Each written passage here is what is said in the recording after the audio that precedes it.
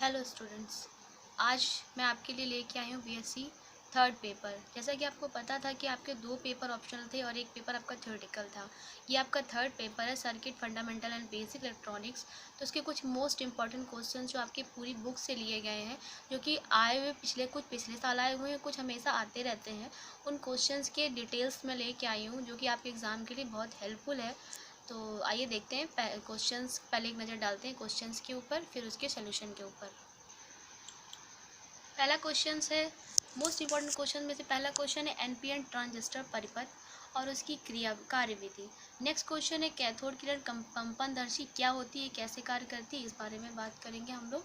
Maxwell सेतु क्या होता है, वीटस्टेम सेतु क्या होता है, एन टाइप सेमीकंडक्टर क्या होते हैं, पी टाइप सेमीकंडक्टर्स क्या होते हैं, नॉर्टन का प्रमेय क्या होता है, पावर सप्लाई क्या होती है।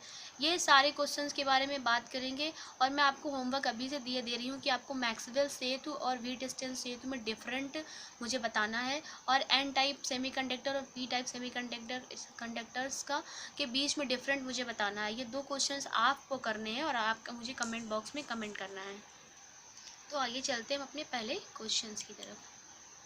पहला क्वेश्चन कह रहा है कि एन ट्रांजिस्टर जो हमारे होते हैं, पहली बात तो आपको पता होना चाहिए कि दो प्रकार के होते हैं, एक पीएनपी होता है और एक एनपीएन होता है। एक पीएन ट्रांजिस्टर होता है, एक एनपी ट्रांजिस्टर होता है। उसके साथ में जब हम एक ट्रांजिस्टर और जोड़ देते हैं तो हमारे दो और दो एनपीएन और पीएन ट्रांजिस्टर परिपथ बन जाते हैं। तो सबसे पहले देखते हैं कि इसका फिगर क्या कह रहा है। इसका फिगर देख लीजिए। इसमें एक उत्सर्जक, आधार, संग्राहक, तीन चीज़ें हमने इसमें लगाई हुई हैं, जो हमारे इलेक्ट्रॉन्स को आगे और पीछे करने के लिए पश्चवैसित या अग्रवैसित करने के कार्य आता है। तो लिखा है कि अभिलाक्षणिक वक्र खींचने के एनपीएन ट्रांजिस्टर को उत्सर्जक आधार संधि को बैटरी से वीबीबी से अग्रवैसित किया गया या जोड़ा गया है, जब हिंदी में है। जबकि आधार संग्राहक संधि को बैटरी वीसीसी से पश्चवैसित किया गया, यानी पीछे से जोड़ा गया है। वोल्टेज वीसीसी को नियत रखकर, यानी एक वीसीसी को हमने नियत रखा है। निवेशी धारा आईबी और निवेशित वोल्टेज वीबीबी में लेखा चित्र खींचते हैं, जो चित्र हमने इसमें बनाया है। तो इसमें लिखा जिसमें निवेशी अभिलाक्षणिक वक्र कहते हैं, जो चित्र में दिखाए अनुसार प्राप्त होता है। निवेशी धारा आईबी को नियत रखा जाता है, यानी जो धारा हमारी आई दी हुई है, आप फिगर में ध्यान रखिए। वोल्टेज वीसीसी में लेखा चित्र खींचते हैं। तो इस प्रकार से चित्र प्राप्त होता है हमें। जब हमारा पूरा ट्रांजिस्टर कार्यविधि अभिलाक्षणिक वक्र तैयार हो जाता है, तो हम इससे सबसे पहले निकालते हैं निवेशी प्रतिरोध, यानी R1 या RI बराबर delta VBE upon delta IB। Next में इसके बाद हम निकालते हैं निर्गत प्रतिरोध। निर्गत वोल्ट में परिवर्तन डेल्टा VCC और निर्गत धारा में परिवर्तन डेल्टा IC के अनुपात को निर्गत प्रतिरोध करते हैं। इसका एक्सप्लेन मैंने क्लास में कराया है, इसकी पूरी डेरिवेशन भी मैंने क्लास में कराई है, आप नोट्स भी देख सकते हो अपने। नेक्स्ट है धारा लब्धि या धारा एनपीएन ट्रांजिस्टर में धारा लब्धि या धारा प्रबंधन गुणांक कैसे निकालते हैं। तो निर्गत धारा में परिवर्तन डेल्टा आईसी और निवेशी धारा या निवेशित धारा में परिवर्तन डेल्टा आईबी के अनुपात को धारा गुणांक बीटा कहते हैं। इसका मात्रक होता है एम्पियर। एनपीएन ट्रांजिस्टर को स्विच ऑन ऑफ के रूप में कार्य करने के लिए परिपथ से जोड़ा गया है। तो किरचॉफ का नियम मैंने आपको क्लास में पढ़ाया है, प्रूविंग भी कराई है, इसका भी मुझे एक्सप्लेन चाहिए। निवेशी वोल्टेज वीबी बराबर आई। जब दो वोल्टेज आपस में बराबर होते हैं तो एक दूसरे के इक्वल के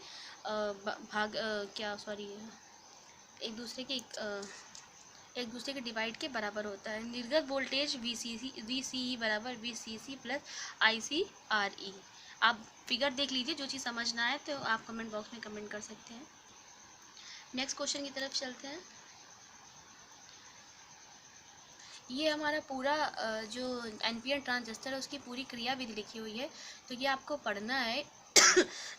यदि अर्धचालक के रूप में सिलिकॉन अर्धचालक काम में लिया है, तो निवेशित वोल्टेज का मान 0.6 वोल्ट से कम होने पर ट्रांजिस्टर में धारा का प्रचालन नहीं होगा, जिससे IC का मान शून्य होने पर निर्गत। इसके ट्रांजिस्टर की पूरी क्रिया विधि को आपको पढ़ना है, और पढ़ के जो समझ नहीं आया वो आप हमसे पूछ सकते हैं। नेक्स्ट क्वेश्चन की तरफ चलते हैं। कैथोड किरण कंपनदर्शी, ये आपने 12th में भी पढ़ा है। तो इसका फिगर पहले आप देख लीजिए कि एक तरफ हमने कैथोड लगाया है, एक तरफ हमने एनोड लगाया है, एक माइनस वोल्ट है और एक प्लस दिया गया है। तो इन दोनों के बीच में जो किरणें जा रही हैं वो हमारी कैथोड रेज हैं। टू वैक्यूम रैप लगाया हुआ है, इसके द्वारा हमारे अंदर हाई पोटेंशियल एनर्जी लगाई हुई है। तो इसमें लिखा हुआ है, पढ़िए, कैथोड किरण कंपन पहले कार्य कैसे करती है और उसका कार्य क्या होता है। तो कैथोड किरण कंपनदर्शी के द्वारा प्रतिछाया का निर्माण करते हैं, पहले तो आपको ये पता होना चाहिए। फिर लिखा है कि ये दोनों इलेक्ट्रोड के मध्य कोई अपारदर्शी वस्तु रख दी जाए तो कैथोड के सामने वाले भाग में उस वस्तु की छाया दिखाई देती है। इससे ज्ञात होता है कि कैथोड किरणें कैथोड से एनोड की ओर सीधी रेखा में गमन करती है। ये किरणें विसर्जन नलिका की कांच की दीवारों से टकराने पर प्रदीप्त उत्पन्न करती हैं, एक रेज उत्पन्न करती हैं जो हमें उसकी छाया प्रति को एक किरणों के रूप में दिखाई देता है।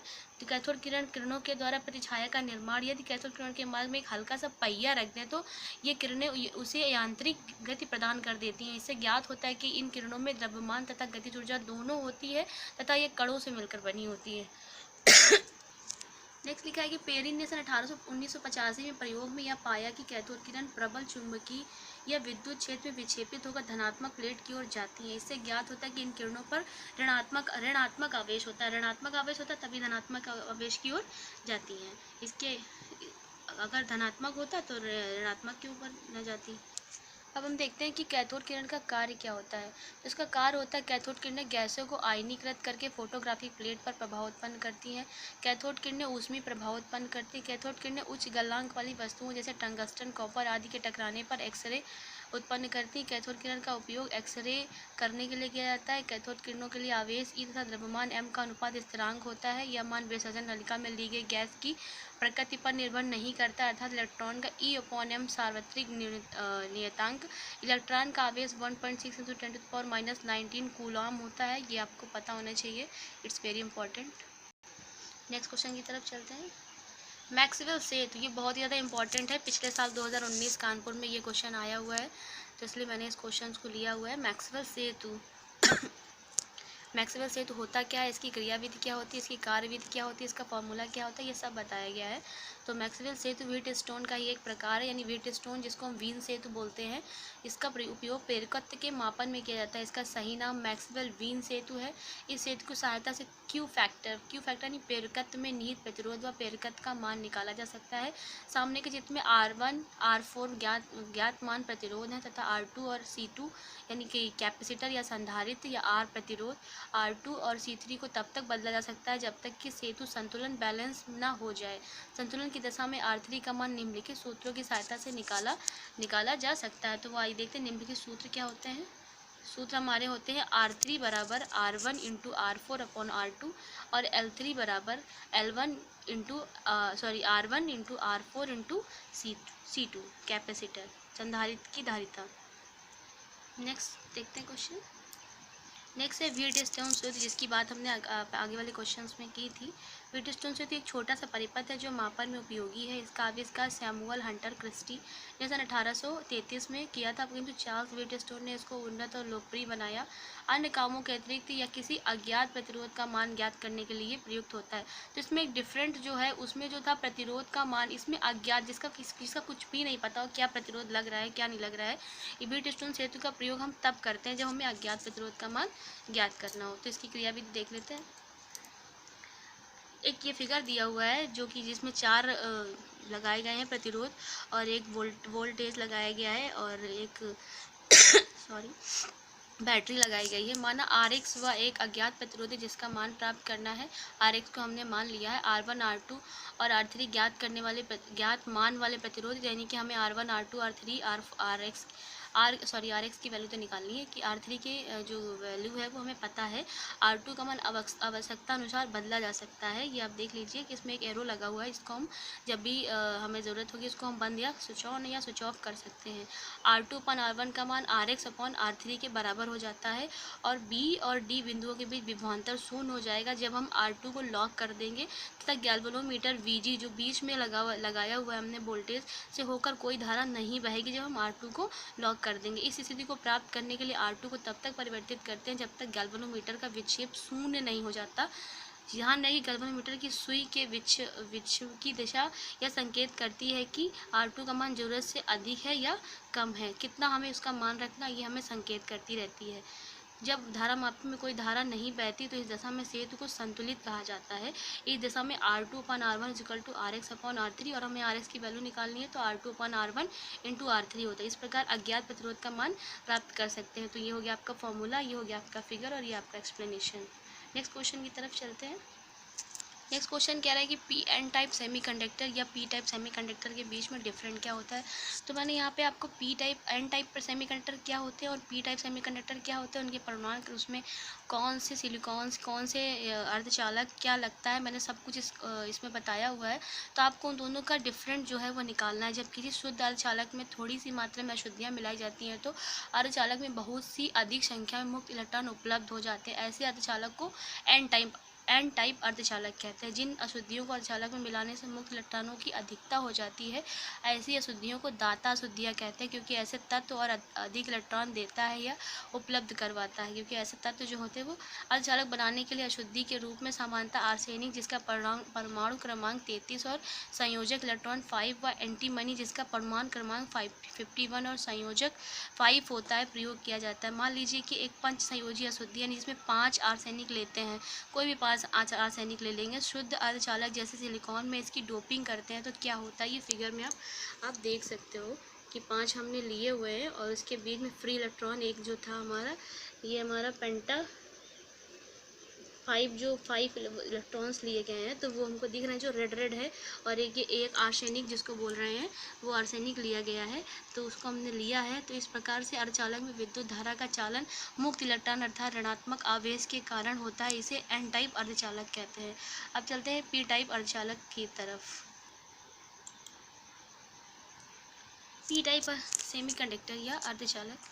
जब किसी शुद्ध अर्धचालक में थोड़ी सी मात्रा में त्रिसंयोजी, उसमें कितने हमने मिलाए थे, उसमें 5 संयोजी या 5 मिलाए थे, इसमें हमने त्रिसंयोजी मिलाए हुए अशुद्धियाँ मिलाई, तो अर्धचालक में बहुत ही अधिक संख्या में होल्स उत्पन्न हो जाते हैं। ऐसे अर्धचालक को पी टाइप अर्धचालक कहते हैं। जिन अशुद्धियों को अर्धचालक में मिलाने से होल्स की अधिकता हो जाती है, ऐसी अशुद्धियों को ग्राहक अशुद्धि कहते हैं, क्योंकि ऐसे तत्वों को अधिक होल्स उपलब्ध करवाते हैं। तो देख लीजिए फिगर में, देख लीजिए कि हमने एक क्या कहते हैं गैल्वनो जीए करके हमने एक इलेक्ट्रॉन लिया, उसमें हमने 3 त्रिसंयोजी अशुद्धियाँ मिलाई हुई है। तो इससे हमें जो होल्स हैं वो हमारा एक खाली है और 3 भरे हुए हैं। तो ये हमारा जो है वो पी टाइप सेमीकंडक्टर को शो कर रहा है। इसमें लिखा है, अब यहाँ पर हम अर्धचालक में होल्स बनने की प्रक्रिया को विस्तार से समझते हैं। मान लीजिए एक त्रिसंयोजी अशुद्धि जिसे गैलियम लेते हैं, जैसे गैलिनियम जो हमने लिया जीए लेते हैं और शुद्ध अर्धचालक जैसे सिलिकॉन में इसकी डोपिंग करते हैं तो क्या होगा। एक आर्सेनिक परमाणु के 3 संयोजक इलेक्ट्रॉन परमाणु के तथा एक खाली बंद होल्स का रूप ले लेता है, जो कि एक रेड है जो देखिए खाली है, जो कि हम बहुत कम मात्रा में अशुद्धियों के रूप में बहुत ही अधिक संख्या में गैलियम के परमाणु ढीलते हैं या छोड़ते हैं या रखते हैं, तो जो कि बहुत अधिक संख्या में होल्स उपलब्ध करवाता है। इस प्रकार के अर्धचालक में विद्युत धारा का चालन होल्स अर्थात धनात्मक आवेश के कारण होता है। इसे पी अर्धचालक कहते हैं। नेक्स्ट क्वेश्चन की तरफ चलते हैं, समझ आ गया होगा आपको। नॉर्टन की प्रमेय, ये इंपॉर्टेंट है, 2014, 13, 12 में ये क्वेश्चन आया हुआ है। तो इसका फिगर ऊपर दिया हुआ है, कुछ जगह थोड़ी सी प्रॉब्लम थी, वीडियो बहुत बड़ा हो रहा था इसलिए छोटा सा दिया हुआ है। नॉर्टन का प्रमेय परिपथ विश्लेषण से संबंधित एक प्रमेय के अनुसार, जिसके अनुसार किसी रैखिक विद्युत परिपथ में केवल एक वोल्टता स्रोत, धारा स्रोत तथा प्रतिरोध हो तो इसके सिरे ए बी के बीच इसे तुल्य वैष्टिक वाले परिपथ के रूप में अभिव्यक्त किया जा सकता है, जिसमें केवल एक धारा स्रोत I0 और एक प्रतिरोध R0 के समांतर क्रम में जुड़ा होगा। इस धारा स्रोत I0 का मान ए बी को देख लीजिए, फिगर में देख लीजिए, ए बी को शॉर्ट करने में उस शॉर्ट से होकर बहने वाली धारा के मान के बराबर होता है।